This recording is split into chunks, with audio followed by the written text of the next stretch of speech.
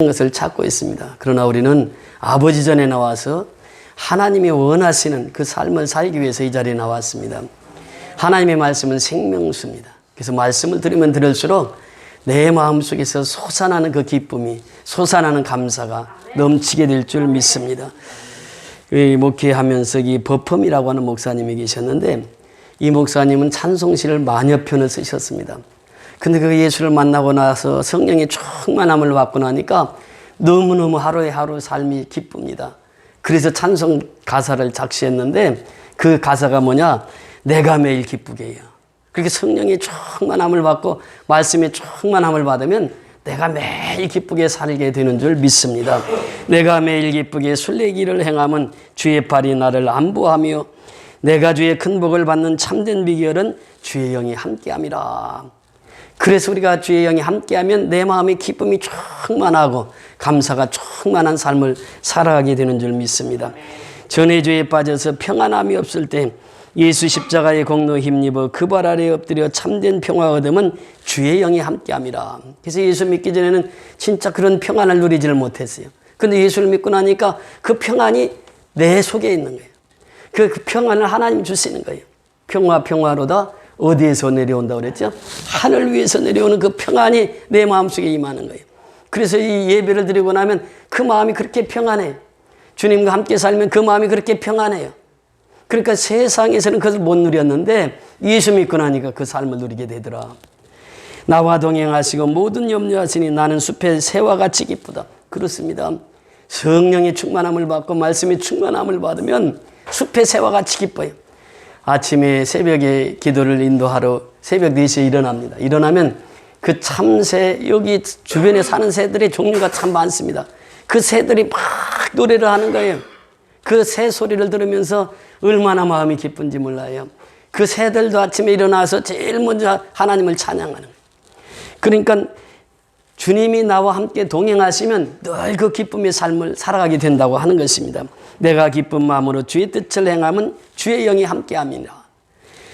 세상 모든 욕망과 나의 모든 정욕은 십자가에 이미 묻힐 바 같네. 어두운 밤이 지나고 무거운 짐 벗으니 주의 영이 함께함이라. 성령이 계시네. 할렐루야 함께하시네. 좁은 길을 걸으며 밤낮 기뻐하는 건 주의 영이 함께함이라 말씀하시고 있습니다. 여러분, 이 스데반이 성령이 충만하니까 그 입에서 나오는 것이 무엇입니까?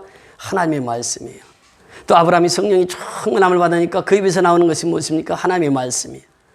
스데반이 이제 요셉에 대해서 말씀을 증거하고 있는데, 성령이 충만함을 받으니까 요셉을 보면서 받은 은혜를 증거하고 있습니다. 여러분, 구약의 역사를 보면 창조의 역사입니다. 하나님이 모든 만물을 창조하셨어요.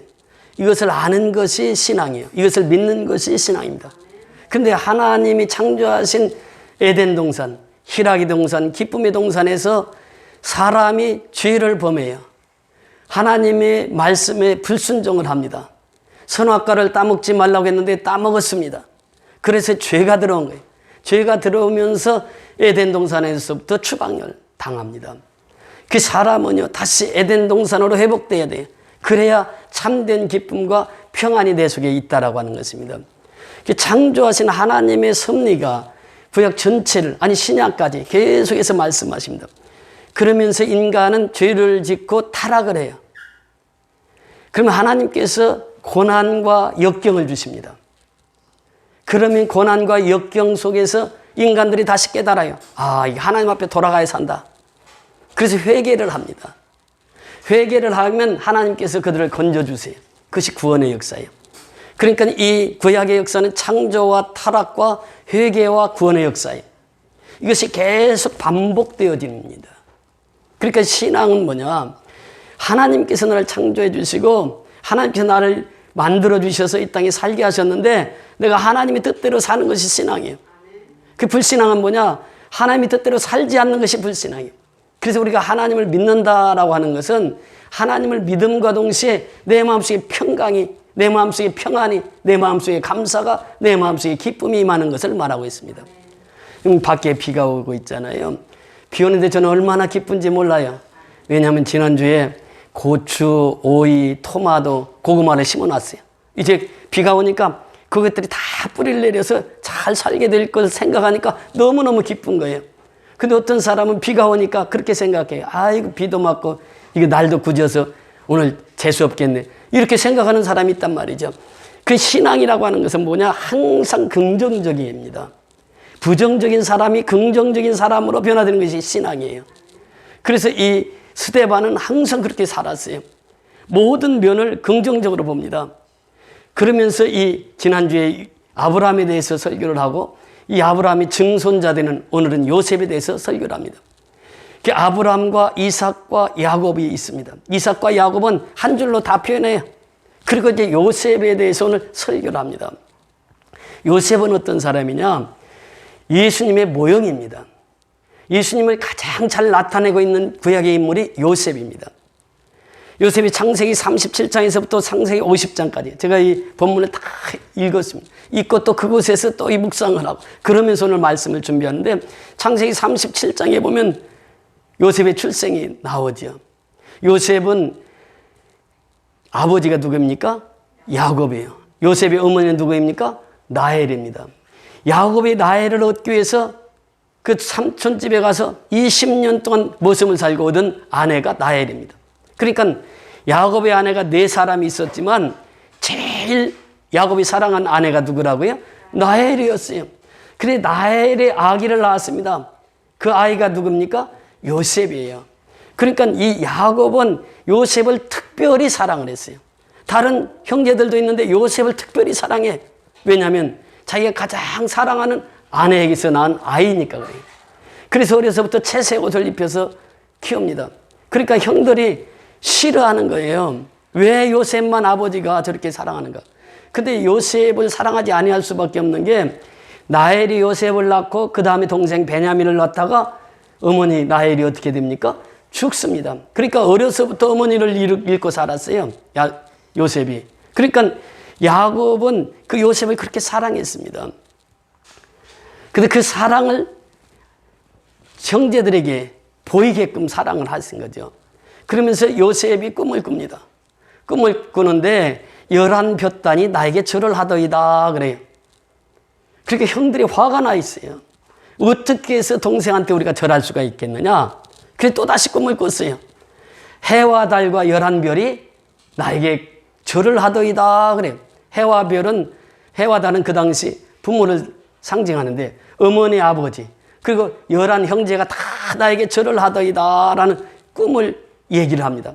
그 형제들이 너무 미운 거예요, 요셉이. 그래서 요셉에게 그 심부름, 요셉이 아버지 심부름을 왔을 때 요셉이를 구덩이에다 밀어넣습니다.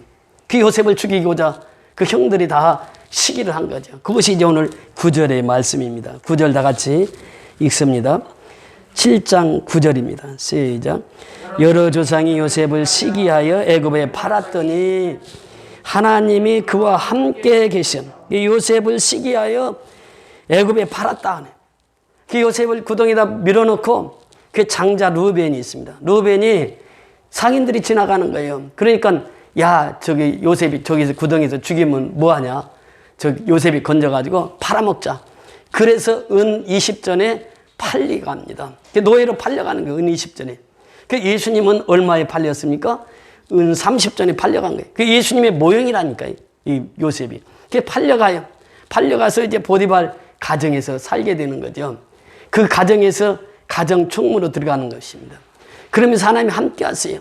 이것이 이제 창세기 39장에 보면 그 말씀을 하시는데, 그때 하나님이 무슨 말씀을 하시느냐? 창세기 39장 한번 보십니다. 39장 2절 같이 보십니다. 창세기 39장 2절 3절.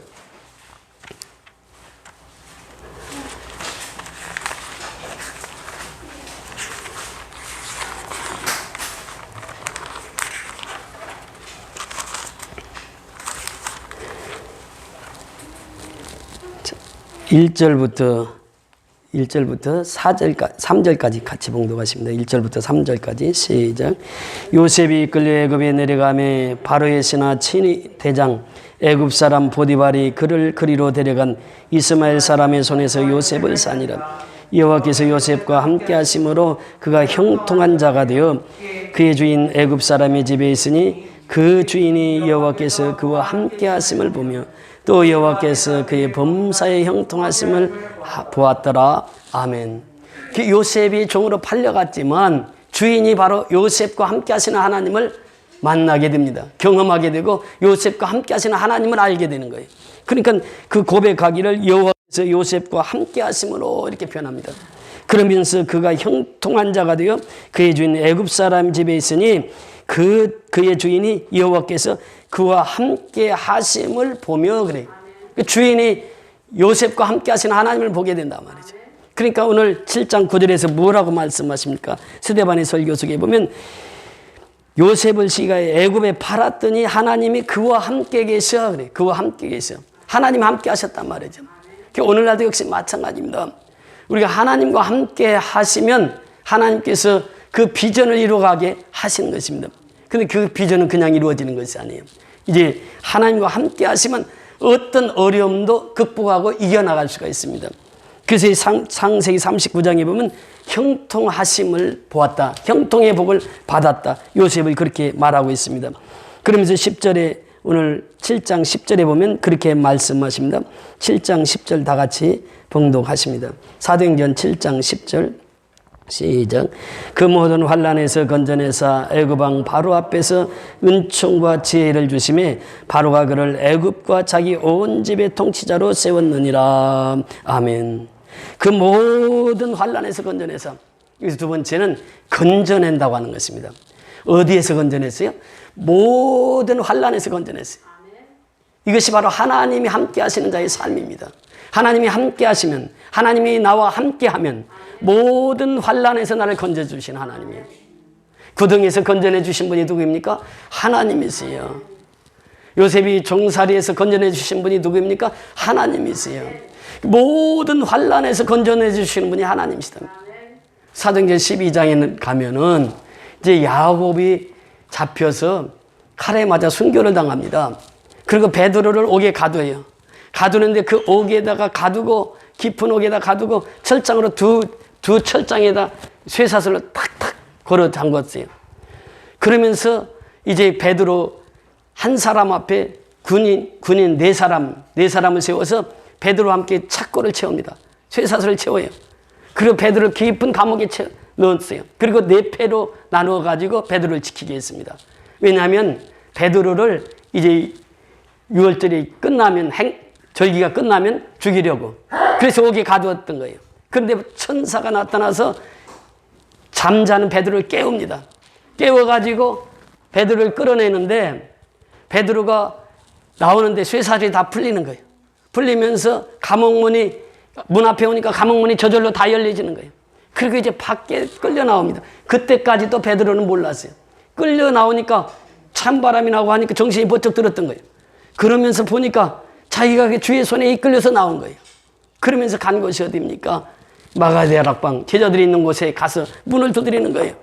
그러니까 게르바의 노대가 와서 베드로를 보고 너무 반가우니까 그냥 가서 문도 안 열어주고 돌아가서 사도들에게 얘기하는 거예요. 그래서 사도들이 믿지를 못해요. 밤새 기도하면서 우리 베드로 사도 풀어달라고 기도했는데 믿지를 못하는 거예요. 그래서 사도들이 다시 가서 확인해 보니까 베드로가 진짜 문을 두드리고 있는 거예요. 이 사건을 통해서 하나님께서 모든 환난에서 건져주시는 하나님이심을 우리에게 보여주고 있는 것이죠. 요셉을 통해서, 베드로를 통해서, 또 사도행전의 16장에 가면 바울을 통해서 옥에 갇혔을 때 바울을 옥에서 건져주신 하나님. 또 유라굴라 풍랑에 만나서 사도행전 27장에 가서 보면은 그 풍랑에 갇혀서 죽을 수밖에 없는 그 상황 속에서 건져주신 하나님. 이게 뭐냐면 구원입니다. 그래서 하나님께서는 비전을 주시고 그 비전을 이루어가는데 모든 고난이 뒤따라요. 근데 그 고난 속에서 하나님이 건져주신다는 거예요. 이것이 바로 오늘 10절의 말씀입니다. 그래서 그 모든 환난에서 건져주사 그래요. 사람은 살다 보면 위기를 당합니다. 고난을 당합니다. 환난을 당합니다. 위기라고 하는 것이 뭐냐? 크라이시스예요. 그것이 이제 어디서 나왔냐면 헬라어 크리시스라고 하는 단어에서 나옵니다. 크리시스라고 하는 말은 결단하다 그런 뜻이에요. 그러니까 위기가 오면은 자기를 돌아봐요. 자기를 돌아보고 결단을 내립니다. 환난이 오면 자기를 돌아봐요. 자기를 돌아보고 결단을 내려요.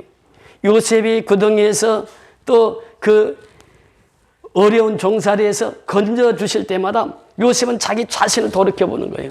그러면서 하나님 앞에 하나님이 함께 하신 것을 요셉이 경험을 하게 돼요. 그래서 하나님의 뜻대로 그 결단을 내립니다. 이 사람이 위기 앞에서는 항상 결단을 하게 되어 있습니다. 결단을 해서 하나님의 뜻대로 살 것인지 내 뜻대로 살 것인지 여기서 결단을 내려요. 하나님이 없는 사람은 내 뜻대로 사는 거예요. 나는 해도 되는 게 없지. 그러면서 그냥 주저앉습니다. 그러면 사람에게는 희망이 없단 말이에요. 소망이 없어요. 그런데 예수 믿는 사람은 어떻습니까? 이 환난에서 이 고난에서 반드시 하나님께서 나와 함께 하시니 나를 건져주실 것이에요. 그 믿음으로 살아가는 것입니다. 이것이 바로 요셉의 신앙이었다고 하는 것이죠. 그 요셉의 신앙을 보면은 그 10절에 그 모든 환난에서 건져내사 애굽 왕 바로 앞에서 은총과 지혜를 주시며 그랬어요. 그래서 이 요셉은 은총 속에 살아간 사람입니다. 여러분 보세요. 우리가 은혜 없이는 살아갈 수 없는 것이 우리의 인생입니다. 아침에 일어나서 숨 쉬는 것 하나님의 은혜요. 내가 살아있는 거 하나님의 은혜요. 내가 이곳에 와서 앉아있는 거 하나님의 은혜란 말이죠. 하나님의 은혜가 아니면 우리는 살아갈 수가 없는 거예요. 하나님의 은총은 특별히 부어주는 사건을 우리에게 말씀해 주고 있습니다. 그래서 사도 바울은 고백하기를 너희가 그 은혜를 인하여 믿음으로 말미암아 구원을 얻었나니 이것이 너희에게서 난 것이 아니요 하나님의 선물이라 행위에서 난 것이 아니니 이는 누구든지 자랑치 못하게 하려 함이라. 사도 바울도 일생을 살아가면서 그 은혜 속에 살아갔습니다. 요셉도 그 일생을 은혜 속에 살아갔단 말이죠. 그래서 은혜를 하나님께서 입혀주신 거예요.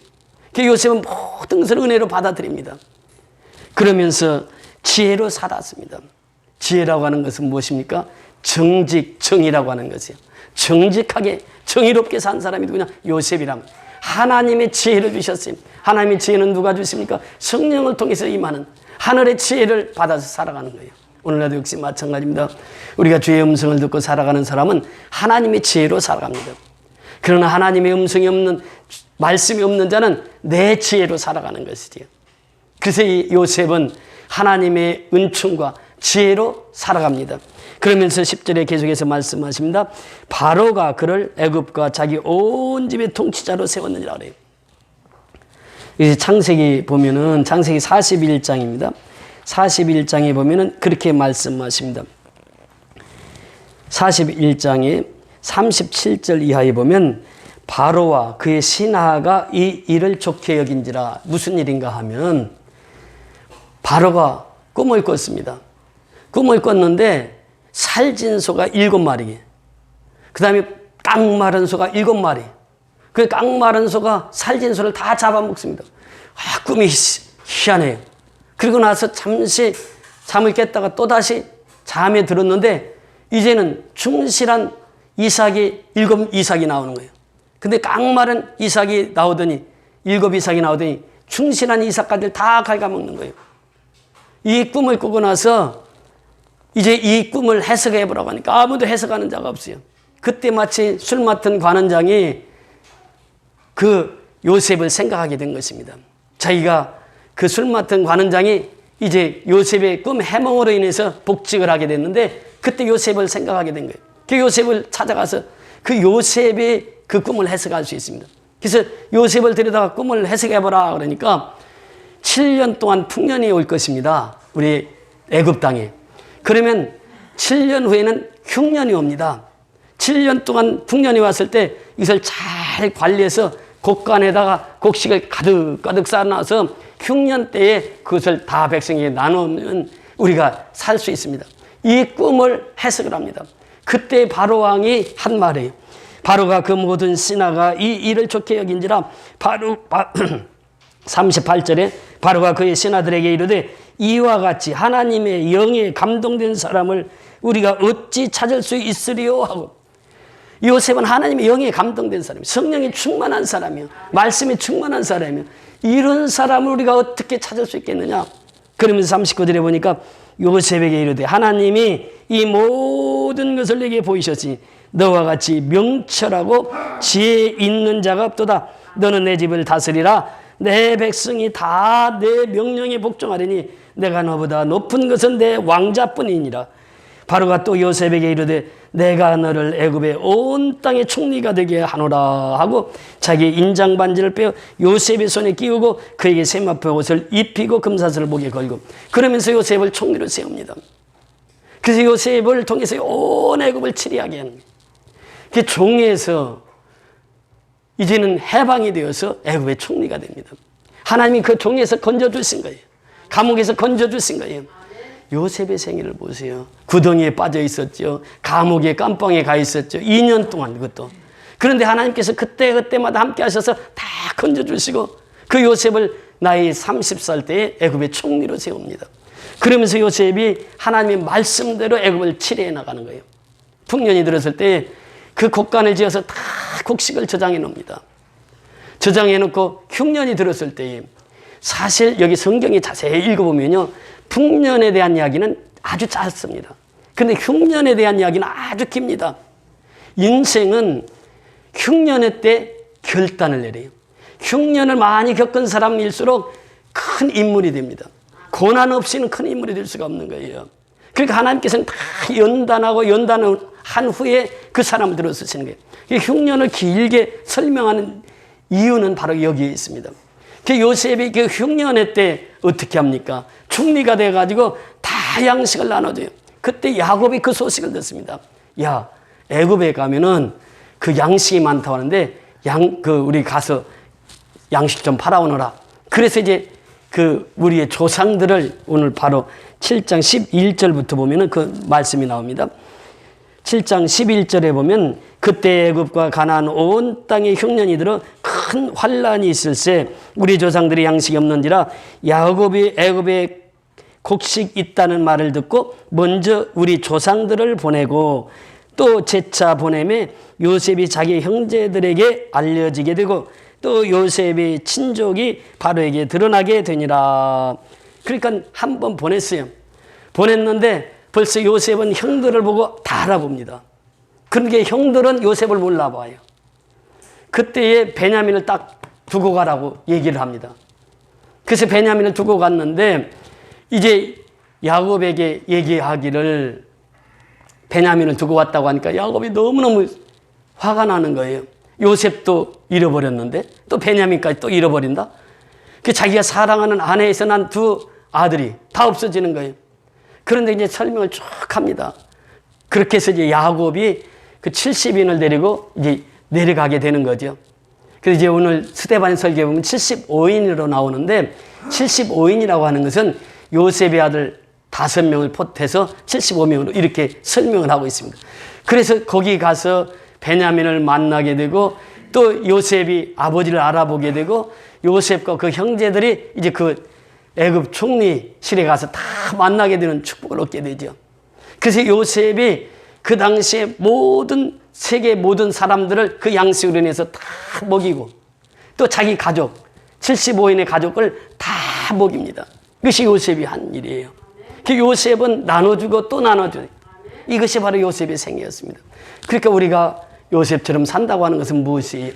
요셉처럼 우리가 하나님과 함께 하면 우리는 능히 그 일을 감당할 수 있다라고 하는 것입니다. 그래서 하나님이 함께 하사 이렇게 표현하고 있어요.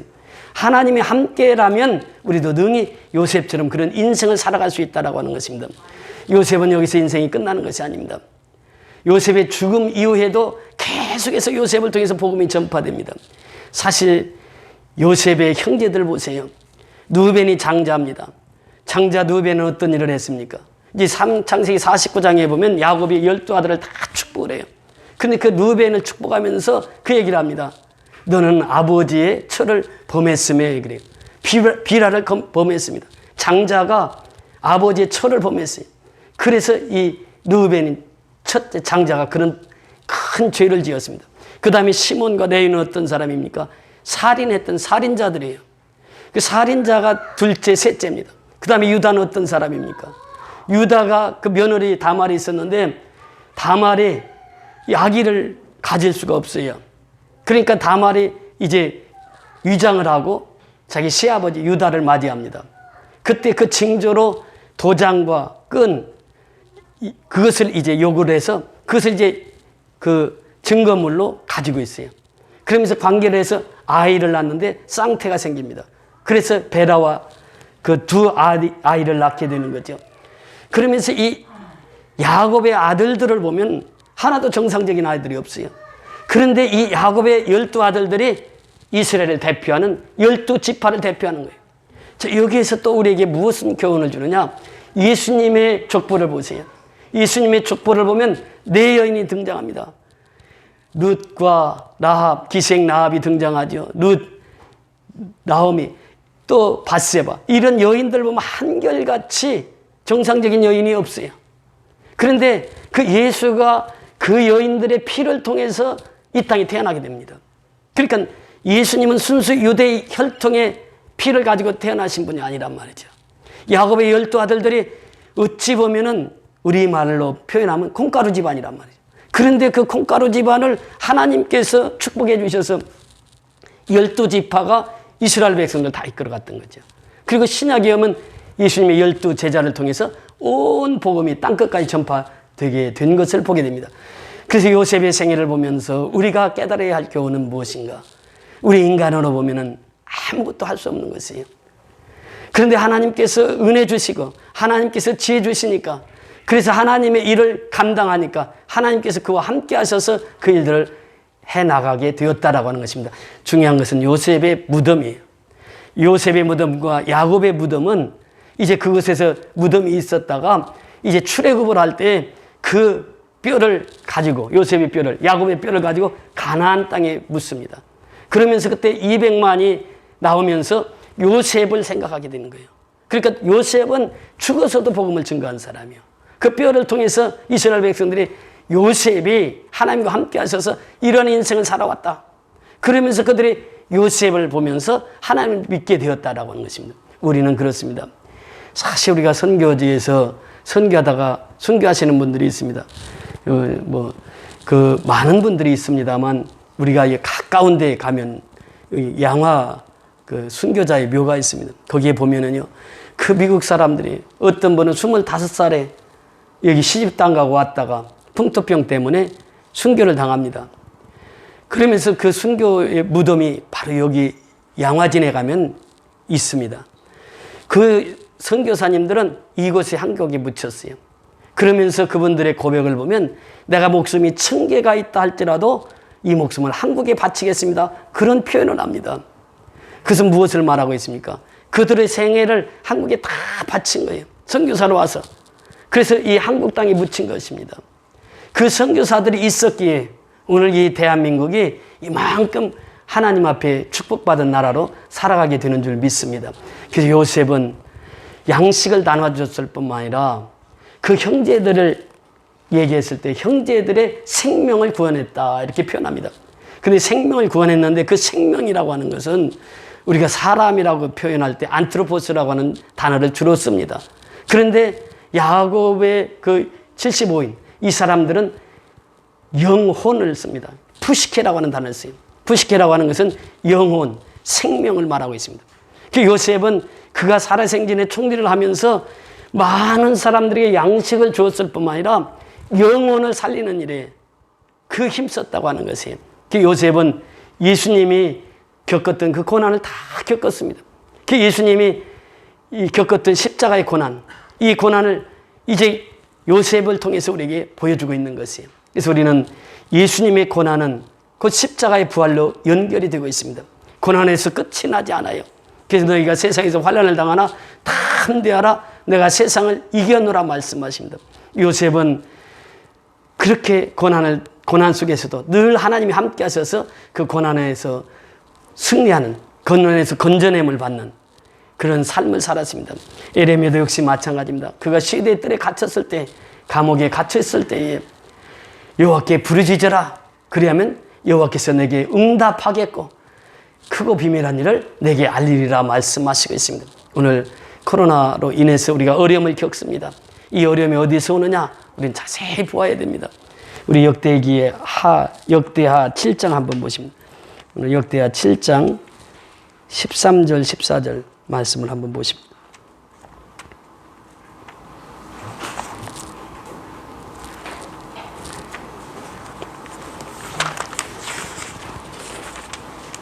역대하 7장 13절 14절.